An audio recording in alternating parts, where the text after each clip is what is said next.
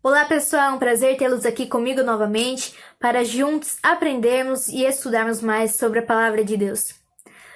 Hoje continuamos a nossa série sobre a vida de Jesus que iniciamos semana passada, mas teremos como tema, neste dia, a queda de Satanás. Mas por que falar da história da queda desse anjo tão mau que faz tantas coisas más para nós e para este mundo? Bom, para entendermos o porquê Jesus foi enviado a essa terra, primeiro precisamos entender qual foi a guerra, qual foi o problema que teve lá no céu, que como consequência Jesus teve que ser enviado aqui para nós. Então, fiquem ligados aí que vocês vão entender bastante sobre isso no decorrer da nossa série, como também aqui neste vídeo, tá bom? Bom, o pecado se iniciou com um egocentrismo. Lúcifer, o querubim da guarda, queria ser o primeiro no céu. E isso nós podemos ver escrito no livro do profeta Ezequiel, no capítulo 28, versículo 12. É dito assim: Tu és o sinete da perfeição, cheio de sabedoria e formosura. Verso 14. Tu eras querubim da guarda ungido, e te estabeleci. Permanecias no monte santo de Deus, no brilho das pedras andavas. Verso 15. Perfeito eras nos teus caminhos, desde o dia em que foste criado, até que se achou iniquidade em ti. Verso 16. Na multiplicação do teu comércio, se encheu o teu interior de violência, e pecaste. Pelo que te lançarei profanado fora do monte de Deus, e te farei perecer, ó querubim da guarda, em meio ao brilho das pedras. Verso 17. Elevou-se o teu coração por causa da tua formosura, corrompeste a tua sabedoria por causa do teu resplendor. Lancei-te por terra, diante dos reis te pus, para que te contemplem. Até aqui tá bom. Bom, o profeta Ezequiel, ele narra, no contexto aqui do livro dele, ele está narrando sobre o rei Tiro, a queda do rei de Tiro, da cidade de Tiro. E, simbolicamente, quando ele está se referindo ao rei de Tiro, simbolicamente ele está apontando para Satanás e como foi a queda dele, a consequência da sua queda. E como foi dito, Satanás, ele era um anjo perfeito, ele andava no meio das pedras, ele era revestido de ouro, de pedras preciosas, ele estava no Monte Santo de Deus. E, como podemos ver, anjo da guarda ungido, ele tinha uma função importante lá no céu. E mais para frente, veremos que anjo da guarda ungido, ele tem relação direta com o santuário celestial, que muitas vezes pouquíssimas pessoas devam conhecer sobre ter um santuário lá no céu, mas principalmente conhecem esse santuário que teve aqui na terra, que era conhecido como santuário terrestre, que era aquele santuário onde os judeus iam, levavam seus cordeiros, cabritos para sacrificarem, para se redimirem em prol dos seus pecados, para que seus pecados fossem perdoados. Que era uma lei que que Deus passou para Moisés e Moisés transmitiu aos exilados de Israel. Tá certo? E o texto aqui, ele está descrevendo um processo de inexplicável degeneração desse anjo tão poderoso. Um anjo que tinha como nome Lúcifer, que significava anjo de luz.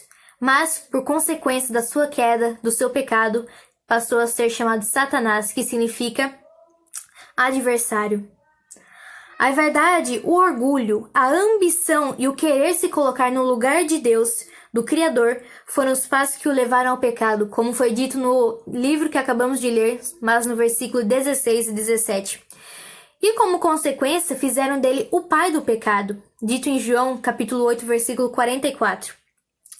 Ele tentou afastar os seres celestiais de Deus, querendo fazer com que eles se voltassem para si, que toda a honra e glória viesse para si. Ele quis colocar dúvidas na mente dos anjos celestiais, para que assim eles duvidassem da benevolência de Deus, da bondade de Deus, do amor de Deus para com suas criaturas. Vocês entendem até aqui?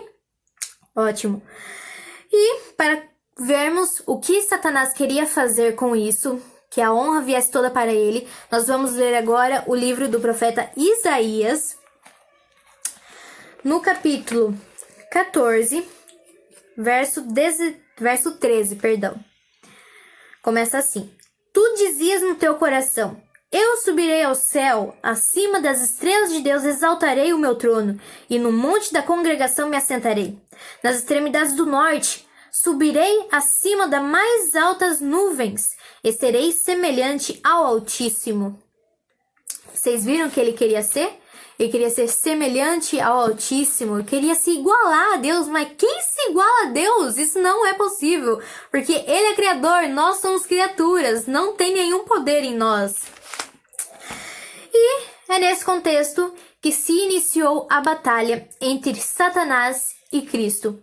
E nós vamos ver que no desfecho aqui, o que vai acontecer em consequência dessa rebelião que Lúcifer teve. E é no livro de Apocalipse que nós vamos ver o desfecho dessa história. Mas, só dando uma brecha aqui, só dando um comentário. Muitas pessoas, infelizmente, para dizer a verdade, têm medo de estudar sobre o livro do Apocalipse. E não é para ter medo, ele é um livro maravilhoso. Às vezes, infelizmente, foram colocadas ideias em nossa mente de que esse é um livro que só nos traz medo, é só desgraça, praga, só coisas que serão ruins para nós.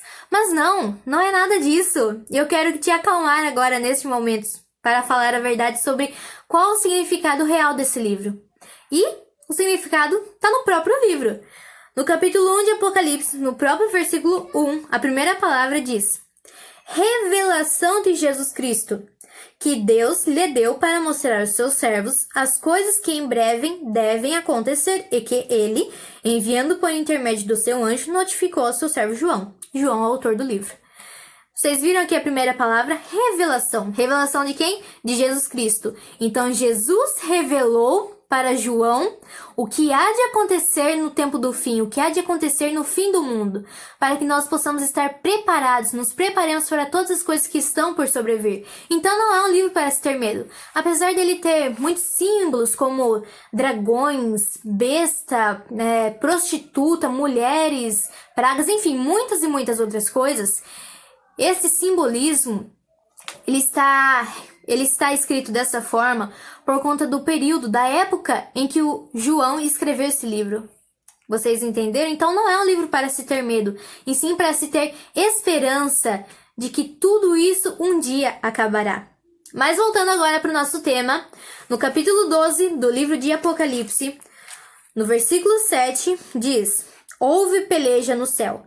Miguel e os seus anjos pelejaram contra o dragão. Dando uma frisada aqui novamente, abrindo uma aspas, Miguel é um termo que se refere a Jesus quando ele entra para lutar, quando ele entra na batalha. Mas, muita calma, às vezes você deve estar se perguntando, Thaís, como que você sabe disso? Que provas você tem sobre isso? Calma, eu vou explicar sobre isso, como que podemos provar que Miguel é Jesus no próximo vídeo, tá bom? Então, mantenha calma e fique esperando por esse vídeo na semana que vem, tá bom? Retomando a nossa leitura. Houve peleja no céu. Miguel e os seus anjos pelejaram contra o dragão. Também pelejaram o dragão e seus anjos. Todavia não prevaleceram, nem mais se achou no céu o lugar deles. E foi expulso o grande dragão, a antiga serpente, que se chama Diabo e Satanás, o sedutor de todo o mundo. Sim, foi atirado para a terra, e com ele os seus anjos. Bom, esse foi o nosso desfecho. Satanás foi atirado aqui na terra. Essa foi a consequência do seu pecado iniciado lá no céu. Então, retomando tudo que nós aprendemos hoje, Satanás, o pecado dele foi, ele queria se igualar a Deus. E o orgulho e o egoísmo preencheu o seu coração, dando início a esta era de pecado em que estamos vivendo.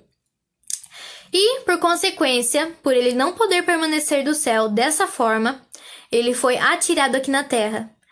E agora acabou toda a nossa discussão sobre por que Satanás foi atirado aqui na terra, sobre a queda dele. E fiquem ligados com o próximo vídeo, porque como prometido e dito agora mesmo, semana que vem eu falarei sobre quem é Miguel e por que às vezes nós chamamos que ele mesmo é Jesus Cristo. Tá bom? Então fiquem ligados e, por favor, se inscrevam e compartilhem com seus amigos, tá bom? Um abraço e uma boa semana para vocês.